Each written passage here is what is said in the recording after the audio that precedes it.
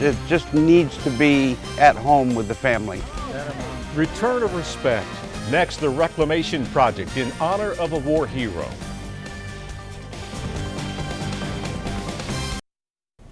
A memento tied to a Vietnam hero is back in the family again. News 13's John Lee is back from Brevard. It took a lot of detective work, John, to find out who it belonged to.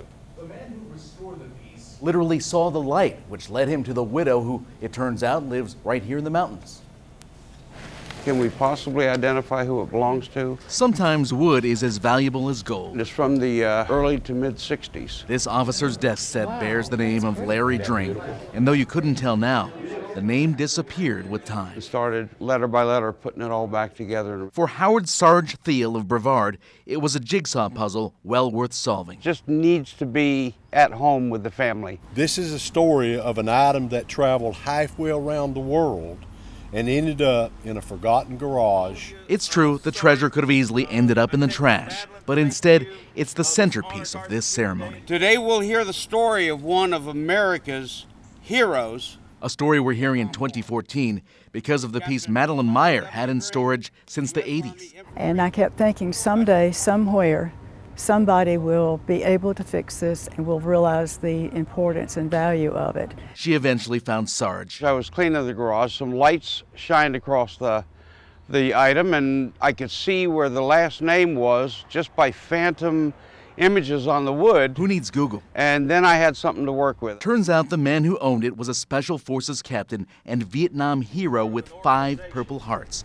His widow, Becky Gould of Mars Hill, and son Larry Dring III, invited to Brevard as guests of honor.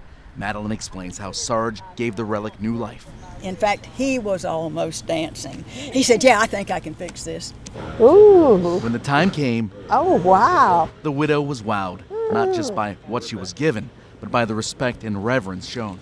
Well, thank you so much. This is just beautiful. And I'm going to give it to my son because it's his father's namesake and he's in the military serving as well. And so I know his father would have been very proud of him.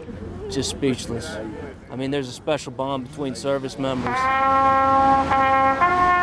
Larry Dring II died on July 25th, 31 years ago. Yet his story of service lives on. The piece that bears his name wasn't restored in vain. I'm just glad that it is now going home.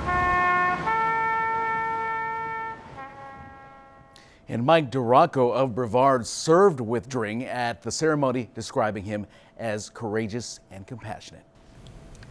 Such a beautiful piece. It is. It's gorgeous. Yes, and it all is. these years later, they found it. And someone took the time to to put the restore love into it. That's wonderful. It is.